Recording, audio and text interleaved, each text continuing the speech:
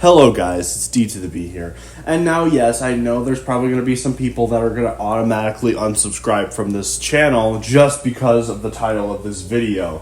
But this is not a diss on G1 at all. I think for the most part I enjoy G1, and this is coming from someone who grew up with the Bayformers movies and grew up with the stuff that came after the Bayformers movies, like Transformers Prime, for example.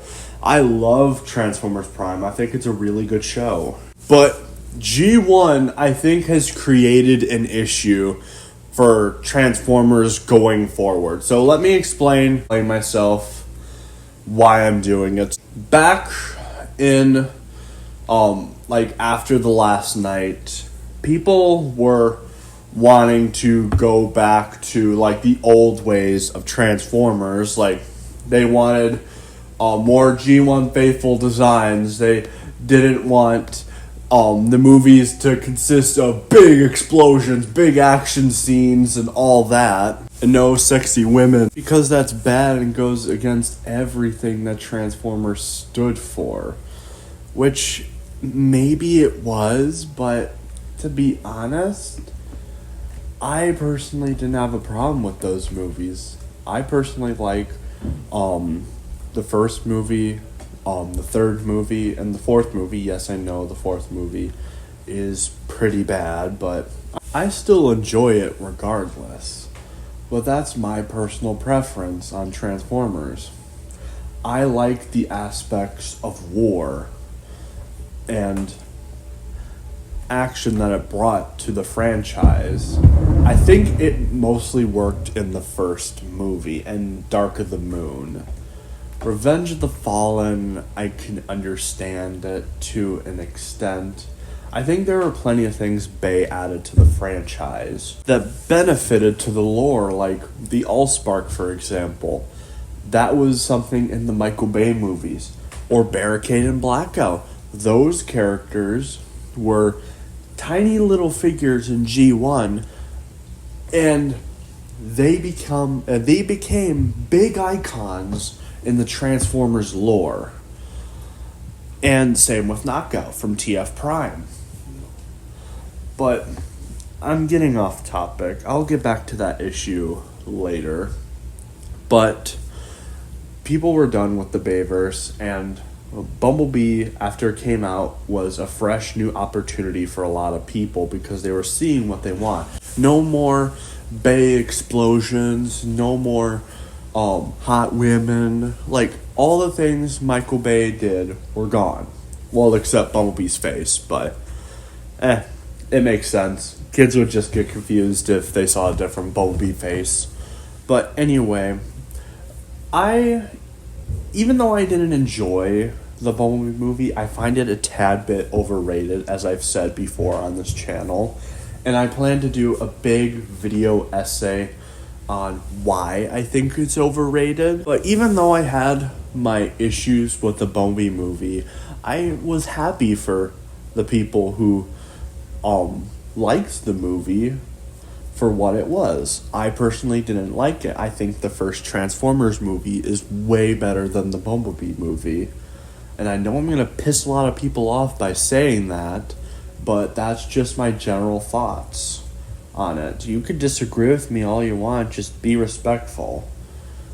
But anyway, I was okay with it, and then Siege came out. I was fine with that too.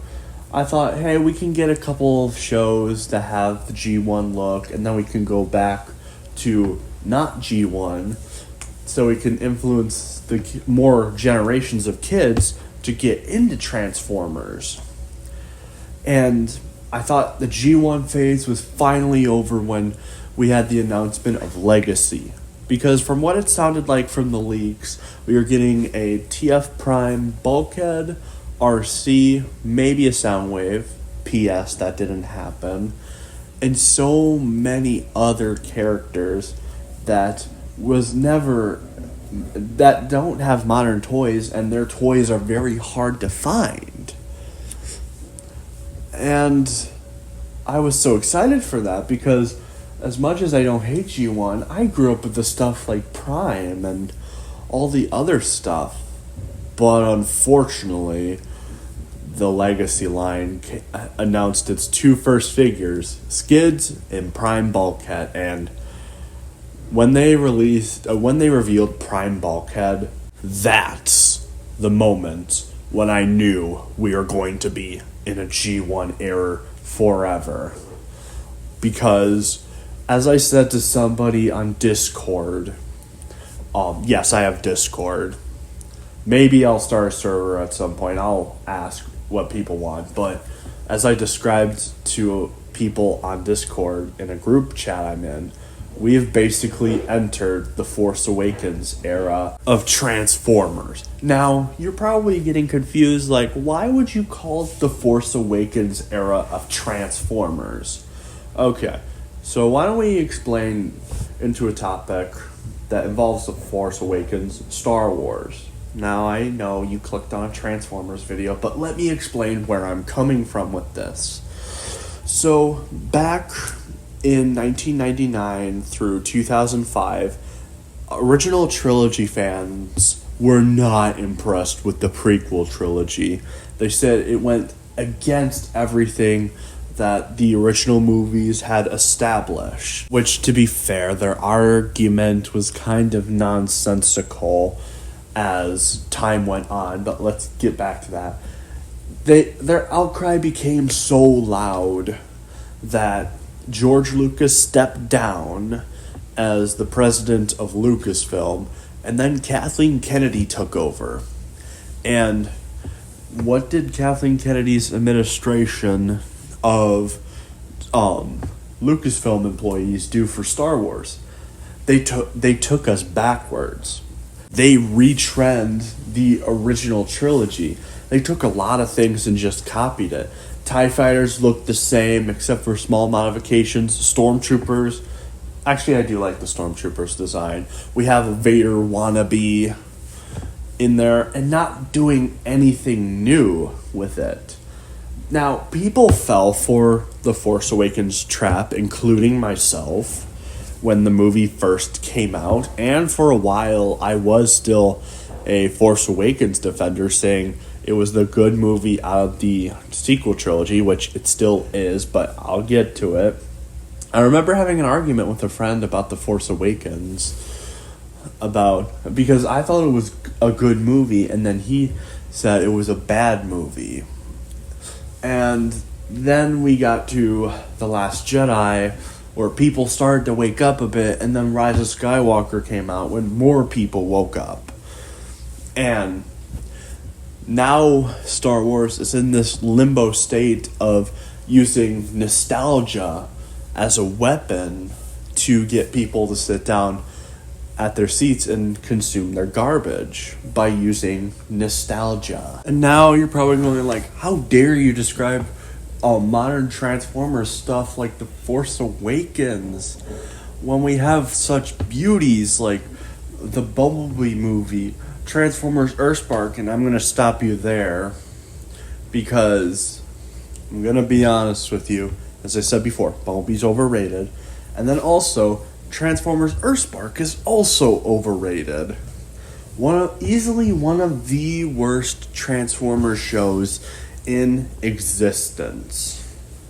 Like, I don't think you could have a Transformers show worse than Earthspark. Okay, maybe Energon, but I haven't seen Energon.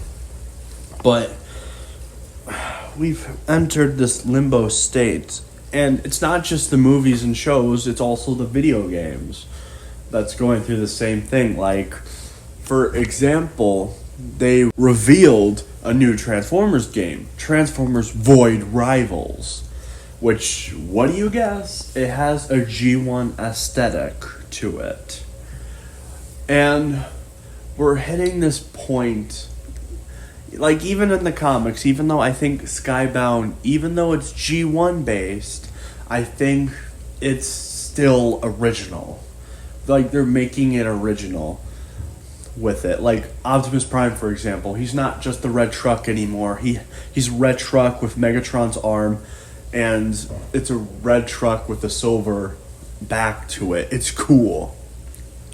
But we're gonna stick to this endless loop of G1ifying everything forever. And the sad thing is, I don't think we can escape it.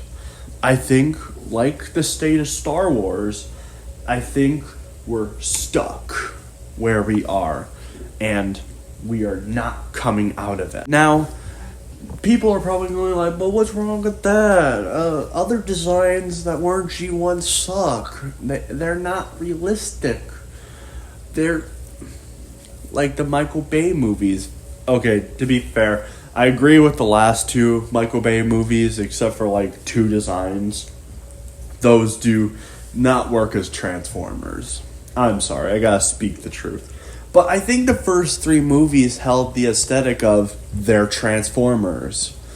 And the two alien thing is nonsensical, to be honest with you. But I'm getting off topic. I think the reason this G1ification is bad is because when everything looks like G1, G1 isn't really that special anymore. Because everything is copying it. What made G1 unique was it was the only show that looked like that. And the other shows tried something new and different. Maybe, yeah, some of them were inspired by G1, but they took a new spin on their designs, maybe their characters as well. But now we have entered this limbo state for Transformers where it's like, oh, this is G1 inspired. Now, this wouldn't be a problem if it was like one or two things. Like, for example, I like Transformers Devastation.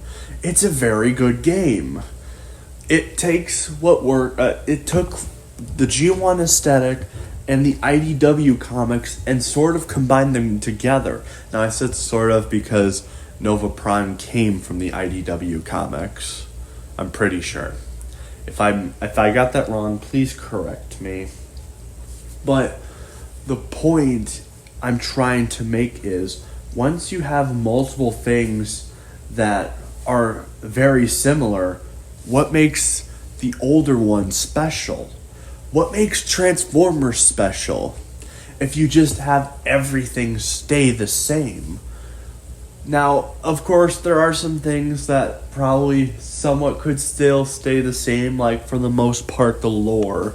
Like, for example, I'm kind of worried for Transformers 1.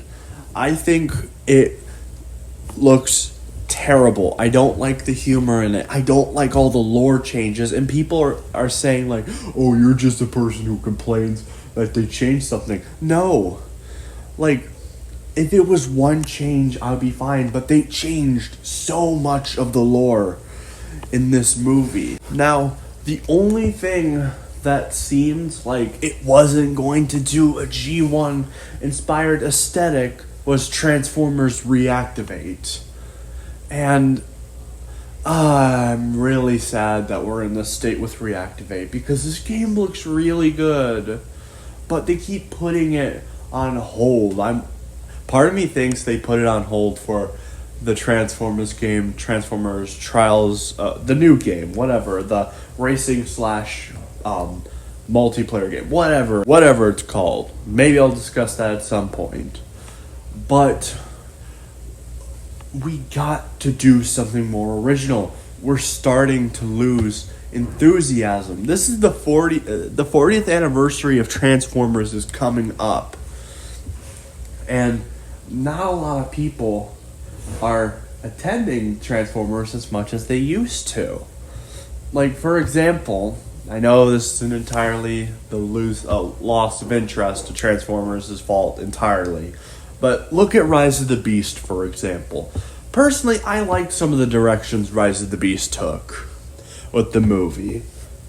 Like, for example, not being completely G1-ish. Like, they changed the designs of some characters. And I'm actually kind of okay with that.